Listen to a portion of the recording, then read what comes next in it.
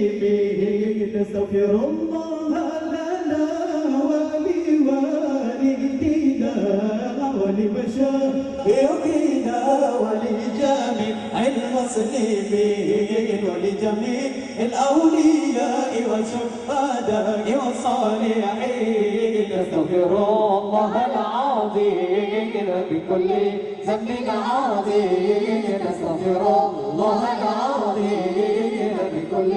ذنب عظيم أولا وأكبر وطهرا وباطنا أولا وأكبر وطهرا وباطنا نستغفر الله لنا ولوالدينا